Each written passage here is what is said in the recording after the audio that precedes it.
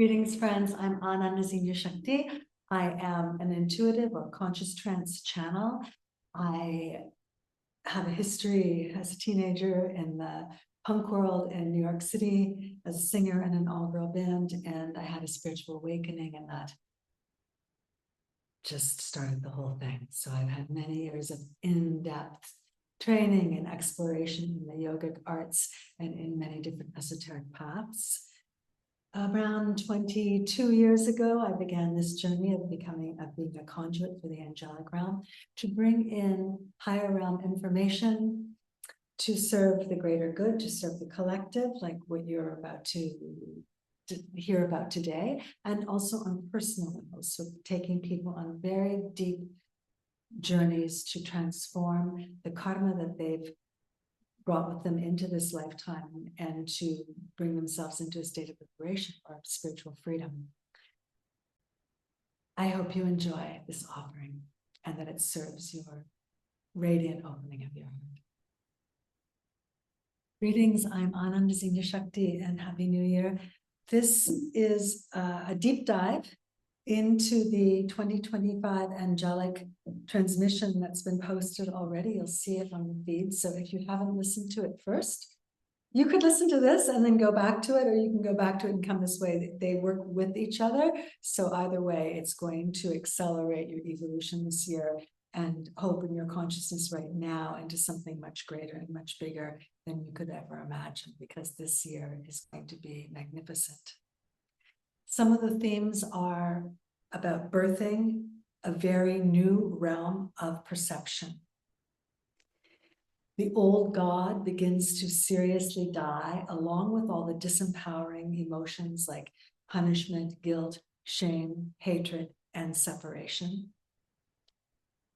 Healing the great split so that we move forward in oneness, even in the face of very shocking disclosures. And the radiant embodiment of sovereignty and clarity on your path. Enjoy. So we start off being called by the angelic realm, sweet children of the mystery. And that in itself, if you meditate on those words, it starts to invoke a much deeper sense or a much deeper opening into who you potentially are, and not just you, who all of us are. Because there are many things that can be explained about reality, and one of them is mystery, that mystery is real, and mystery will always be there. And mystery is actually the sweetest, the most beautiful piece of reality. And so what they're beckoning us to do is to start to connect to that mystery in our heart, because when so many things are shifting and going around like they are right now, on very personal levels, every person that I speak to is going through deep catharsis in places often that they either thought were completely finished or they never believed could exist, which is just, challenging, yes, but so wonderful, because that's the thing.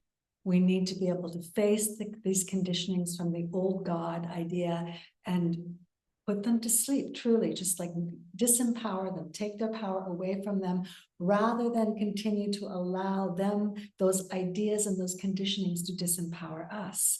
So as we start to step into this concept of the mystery of our beingness, this allows us to step into something in the midst of everything that feels like it's just being dismantled and turned upside down in our own self, and then all around us. And 2025, we're going to have more of those disturbances. It's going to be unsettling, but it's a good thing. We're going to see things. There's going to be disclosures. We're going to know things that are difficult to know, but we'll start to understand how important they are, and they'll become part of the gift of moving forward.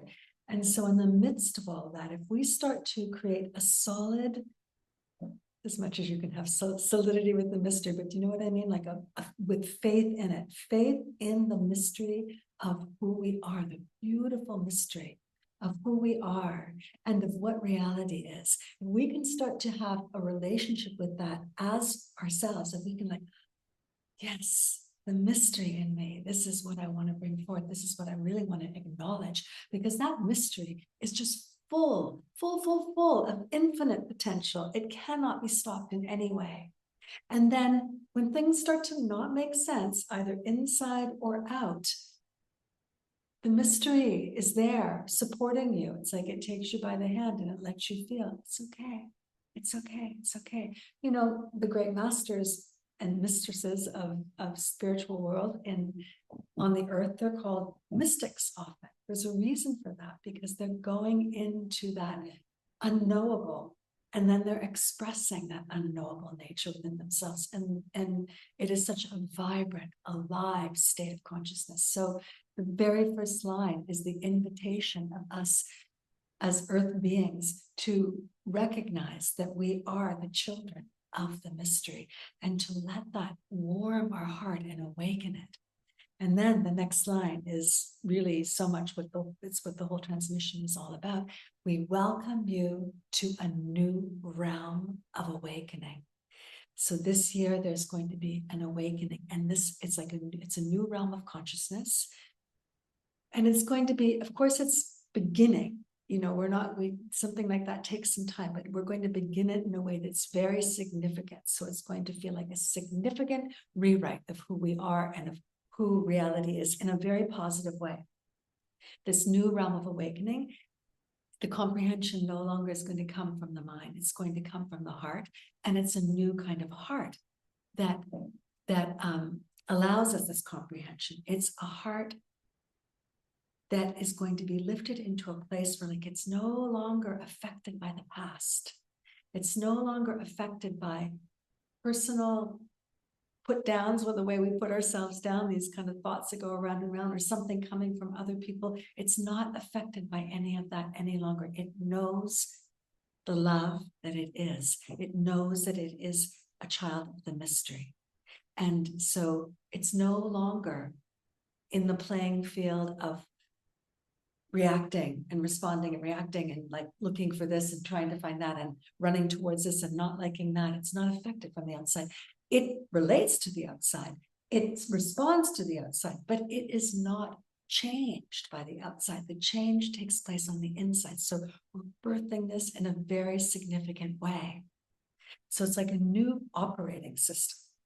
And it's going to come out of the experience of, love, which there's going to be a big influx of. We're going to be the ones that have the capacity to understand and to embody higher love, meaning love that is inclusive. They're going to turn that on even more. They're going to feel compelled to turn that on even more. And then shocks, which are necessary. It's necessary, certain things, like you need to break a brick. Love is not gonna, you can love it all you want. It's not gonna break. You have to hit it. So there's shocks that have to take place, and they're all part of the love.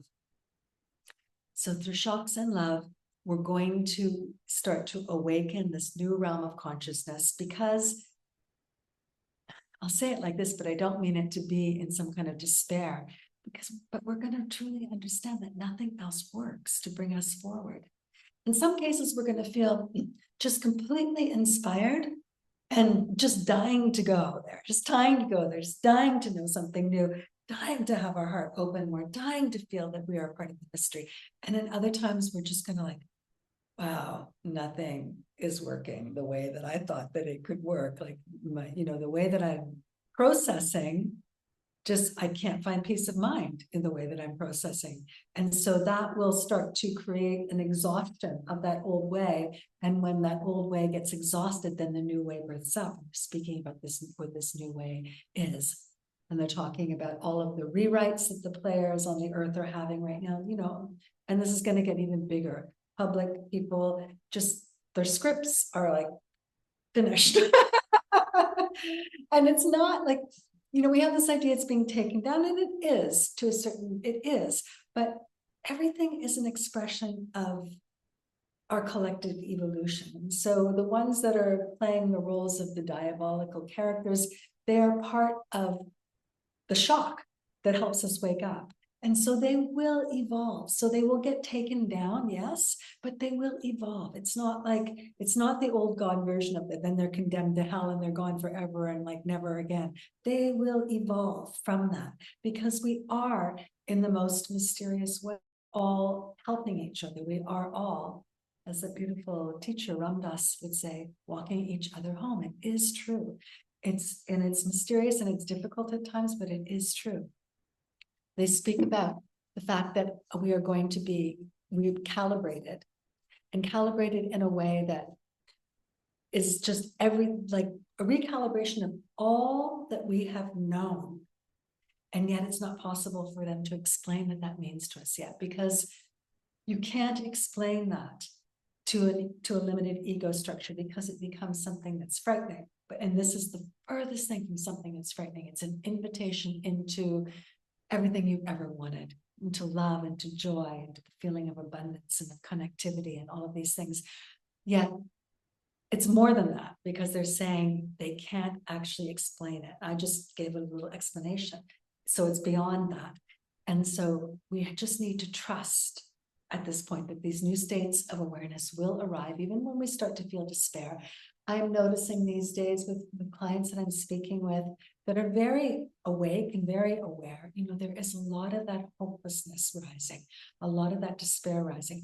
And it's not rising because of what's happening on the outside. That is the way that these things get interpreted. And then it becomes even more discouraging because it's all happening on the outside. It's rising because now they actually, as individuals, have the strength to be able to look at those deeper patterns, karmic patterns that are in the cells. The cells are being transformed. That's all that's going on. And it's so important to remember that when you're in any process, joy or sorrow, the cells are being transformed. We are evolutionary beings. This is radical, radiant evolution that we're in here as Earth beings. This is what we're doing. It's radical because we are breaking the form. We're breaking through the old karmic patterns. It's radiant because when we break through, we radiate.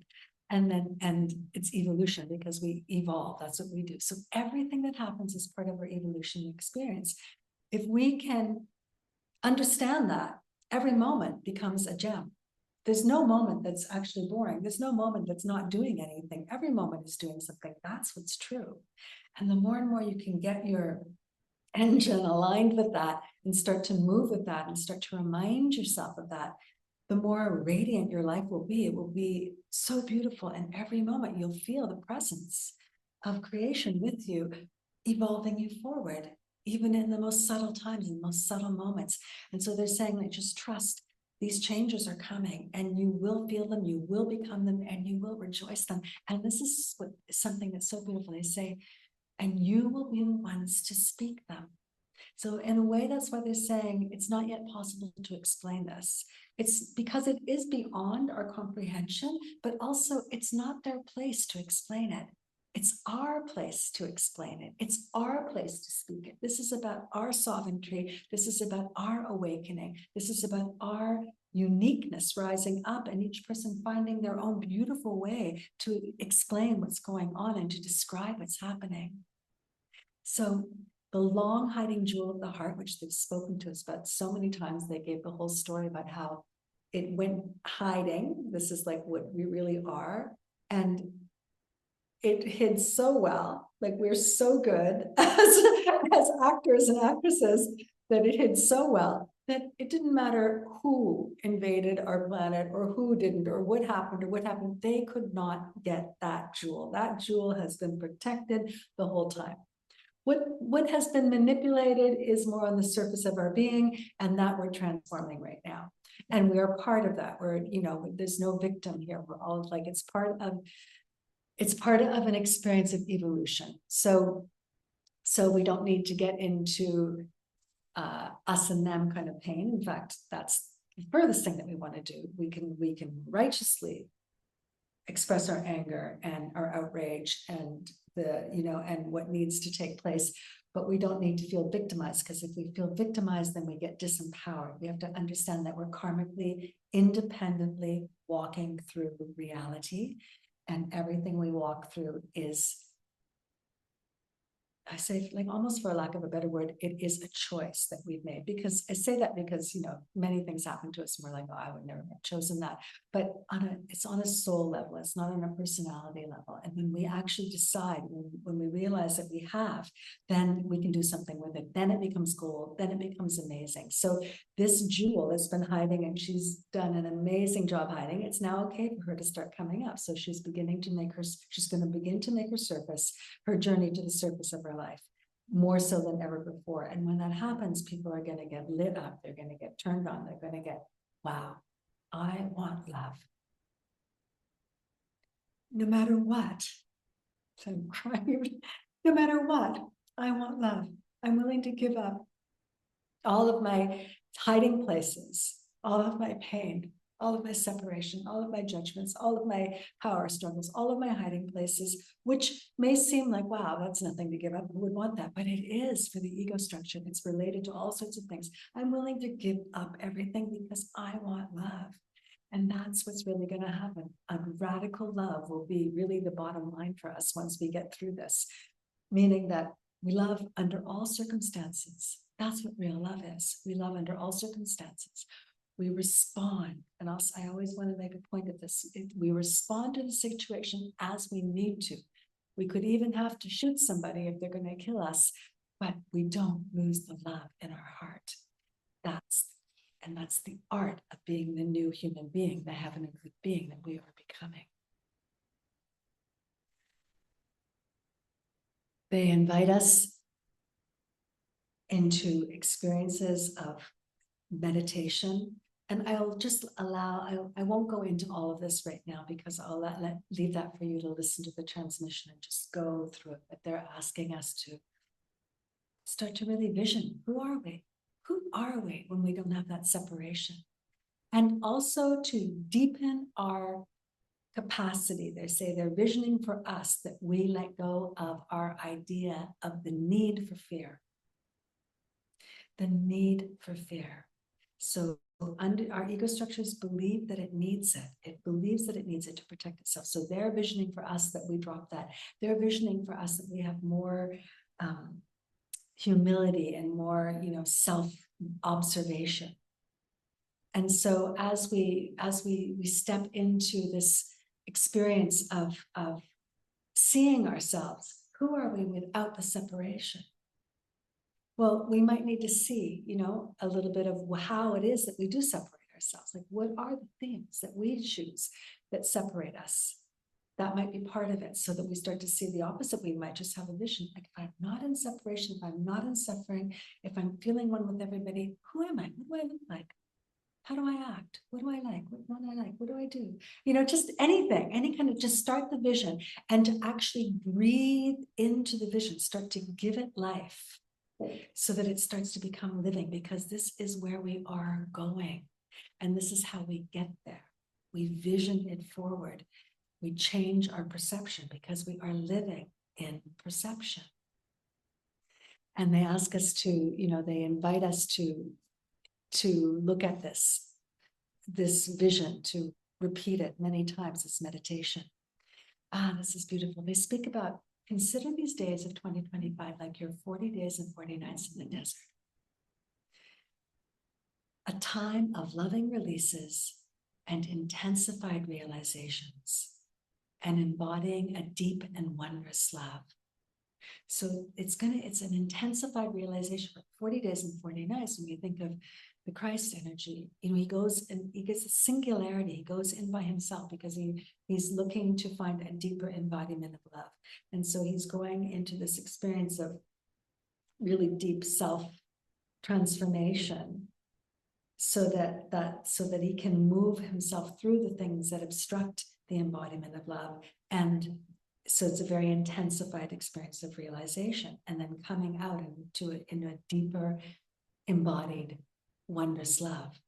And so this implies that it would be good this year to, to really establish within ourselves individuated practice time, whatever that means, contemplation time. We need the community. They speak about this as well. We need the community more than ever, and we really do need to construct it. At the same time, we need to really let yourself go through it. Really give yourself time to go through what it is that you are here to go through, to transform, to digest, so that you're embodying a deeper and more wondrous love. So in the next paragraph, they talk about this, about the healing centers. Build your healing centers.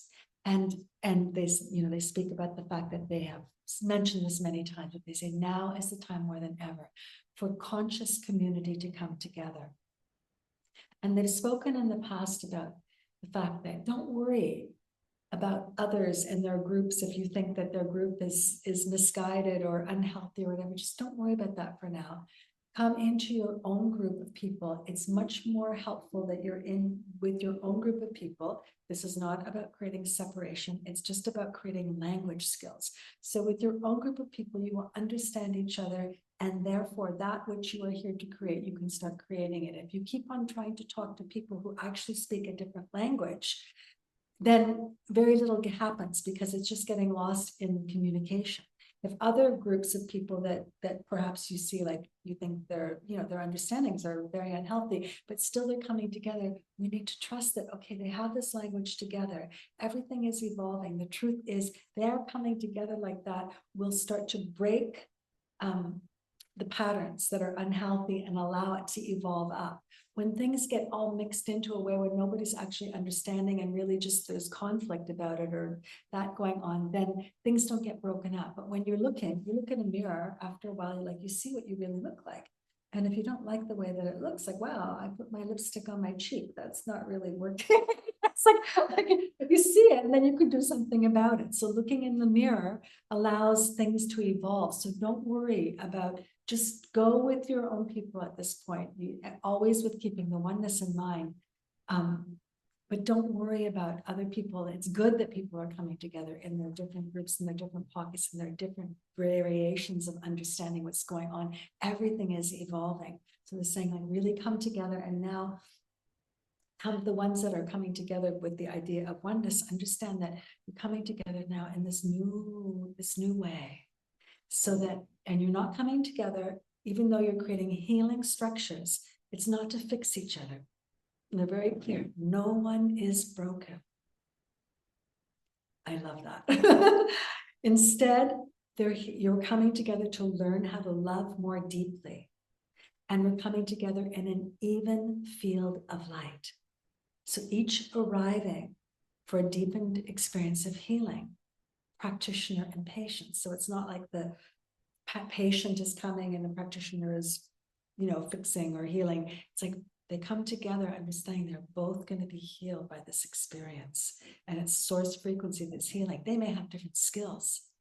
The practitioner may have different skills. The patient may have different skills. And that's the beauty of the uniqueness. So we don't have to be the same, but we come together in oneness, and everybody's coming together. Everybody's being healed when something like that is taking place. It's a really beautiful shift. And they encourage us to have patience with it, and to understand that time, this thing of time that we have this love-hate experience with, it's actually created to be the dimensional home for conscious evolution.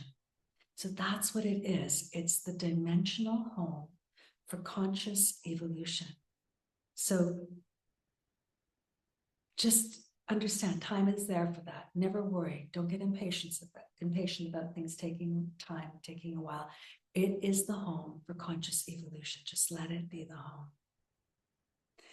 And then they come into this understanding about the old God. There will be, the earth, and as a collective, it's going to be clearing this dynamic of the old God, clearing this idea of guilt, of failure, of punishment, this whole idea. And lovingly just saying bye-bye to this, we can't cast the first stone. We have to take action, but it can't be from that place of judgment. And that as we clear this out, it's like there's thorns in our foot that we've collected over the years of stepping through the garden of the old God. And we're going to be pulling these out with love and pulling these out with love. And each time we pull them out, it's going to start to deepen our will force energies and our perception and our understanding about what we're here to do.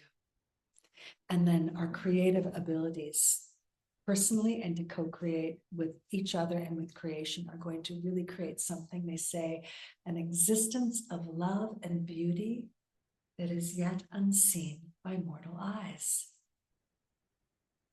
Ah, it's beautiful. Then you will be initiating with your very choice the beginnings of a world where there'll be no more need for compromise due to your moods of inadequacy or finger pointing due to one's own inner torment. This new heart is just going to be like a nectar that just heals and clears all of that. And then this experience of love and beauty never seen before by mortal eyes. This word is really important. What it means is that the immortal beings have seen this. Mortal beings have not seen this before. So what's happening is that it's shifting the reality of what it means to be mortal. Being mortal is being upgraded into being able to see it, to include the immortal.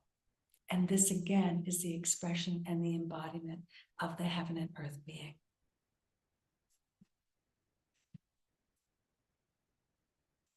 And they say also, yes, just don't worry about other people so much. They're always being attentive to the collective, but it's okay if you're the one who sees it. Just take what it is that you understand and you see and move with it as deeply as you can. Just be in your own path.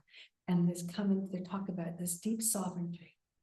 They say that even if your path is a complete copy of somebody else's path, like you're following somebody else's path, because they're talking about the difference between following and inspiration. The time for following is finishing. The time for inspiration is gaining like so much. So, and there's a difference between it. And you could do, like somebody could be here saying almost exactly the same thing, dressing the same way, doing all these things. But if they have made it their own and they instruct us how to see if it is our own, like they talk about this, like, is it your feet that are walking? Have you allowed the inspiration to totally become who you are? Then it is healthy for you. When it's just following, it's not healthy for you because it takes you away from being able to hear the vibrant wisdom that is ringing in your own ears about life and creation and who you are here. So they instruct us how to be able to see the difference between being inspired and following. And they're saying, we are here to inspire. We're here to let go of the following pattern, and we are here to up the inspiration pattern, like be inspired by others. Just take it in, drink it in, let it be who you are, inspire others, give it away freely. Don't be at all threatened by anything. Just like let this inspiration flow. It is part of the oneness of creation, and nobody owns anything. Nobody owns anything. You're part of the archetypal reality of humanity, the collective consciousness, each individual. It doesn't matter how unique one is. There's no ownership. The owner is the cosmic oneness, if we're going to say something owns anything. So we want to really inspire each other, and we want to be inspired by each other. And we just want to watch. Are we following it or are we embodying it? That's going to be the difference. That's the big shift, because we're always having teachers. We're always having somebody will always know something more about something than I do. And so I need to learn from them if I want to keep on growing. Yet the old paradigm of doing that in a following way is completed. And so now we're assessing, now we're understanding how to do that in a way that is not following, how to do that in a way that is embodied. So they they take you through that. It's really beautiful and totally inspiring us to inspire and to embody and to understand that this time that we are in is an embodiment experience. And this embodiment experience is one of absolute joy. And so just to go for it, just to completely go for it. And now they talk about how do we rise? How do we embody the multidimensional self? Heaven and earth being, multidimensional self, it's all part of the description of where we're going. They say, rise and shine. Right? So rise, let ourselves feel that inspiration, let ourselves, just shift a little bit or a lot and let ourselves shine. That's one of the big things of this time. We have had a long time, very long time, when our shine has been considered a problem. And so we've learned many, many habits of holding that shine down and holding it away from us. So now we want to rise and shine and understand that we are not only part of the change, but that we are the change. And to celebrate this. And really, take a moment when you hear that, I am the change. I am the change. I am the change. It's a powerful empowerment and a powerful calling forward of who you really are. They speak about the old governing body, and here they're speaking about our body in a way, like how we manage ourselves, not just our body, but how we manage ourselves, and then just really, really in a smaller way about politics. It really wasn't about politics. And afterwards, I thought I'm not sure that I used exactly the right words for what they were describing. But they say the governing elected body, so it's true about the politics as much as it's true about the way we've governed ourselves, has been, just 1 second here, has been guided by the unresolved heartbreak of humanity. It's been running the show. The unresolved heartbreak of humanity has been running our show. That's why everything has gone the way that it has. Inwardly and outwardly. And when you look at it, it all makes sense. All of the corruption, all of that comes from that sense of emptiness. It comes from that sense of heartbreak. And that unresolved heartbreak, because there is no way to resolve it until you start to understand things from a different perspective. It acts in a hungry way. It acts in a desperate way. It acts in a way it's trying to fix itself. It's trying to fill itself up from the outside.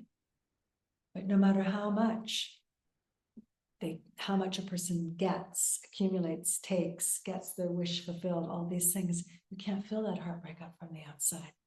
That's an inner job. It's an inner communion. And so then becoming very greedy and corrupt and everything, and still finding that you're still just as empty, well, that's even worse, right? That's even worse.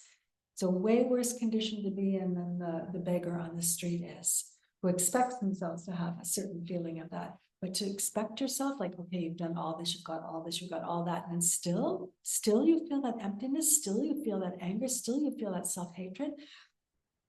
That's even worse. It makes you question yourself on even and dislike yourself even more. It feels even more like kind of punishment from God. It's really profound.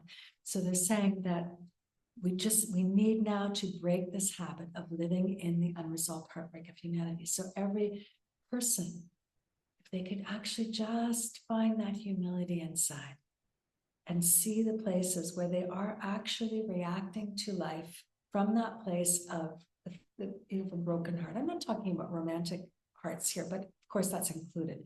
But it's like that, it's the pain of separation, really. The pain of separation is the feeling of the broken heart.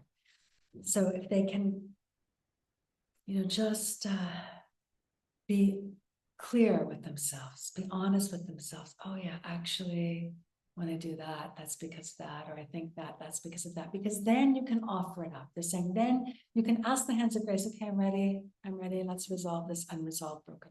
I don't want to live in this pattern anymore. I'm getting it out. So, but you can't offer something up that you don't really see.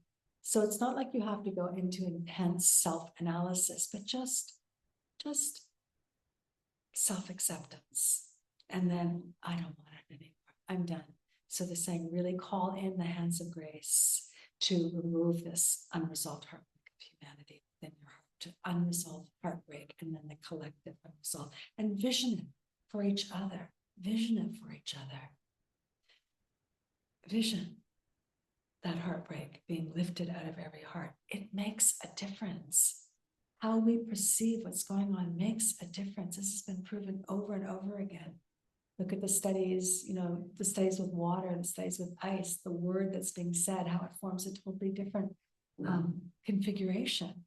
So it makes a difference if we sit around and think, oh my God, and they're so like, I can't believe. And these things will come up this year. There'll be things that you cannot believe that people have done.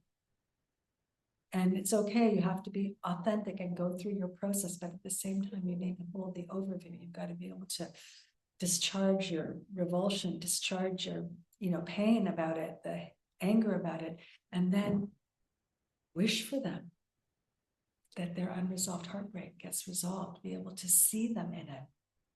This is the art of being human.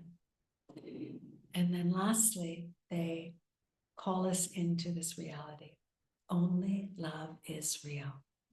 And they invite us to contemplate it, to hold it in our heart and see how it vibrates and to see what it means to us.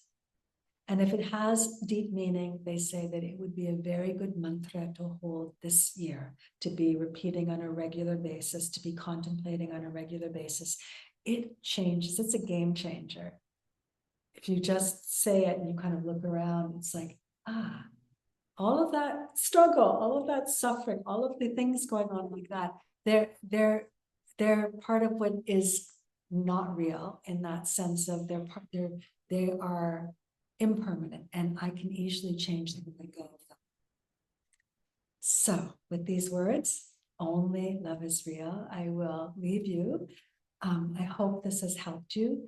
I am going to hold a gathering that will be, again, a bit of a going over all of this, and also an activation of the different invitations that they gave us, and some deep meditation, some deep energy work, this kind of thing, so that we start to embody these wisdoms on a deep level, and then practices that you can take with you throughout 2025. So I will announce that. I don't have the date yet. I will announce that. It will be soon, so keep your ears open for it, and I hope you can join us. It will be live on Zoom. So much love. Blessed 2025. Please feel free to check out my website.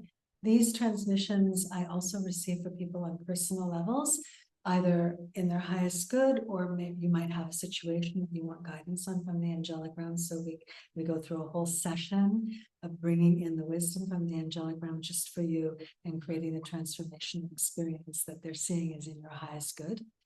And I have many other programs, like in-depth programs in that very body of work, where we look right into the deepest karmic imprint that you're holding, the one that is the mostly bound inside, so that we can just pull it out and start to move on out of the karmic wheel and into the soul's gift, and to activate the soul's gift, and really start to activate the radiance of the being.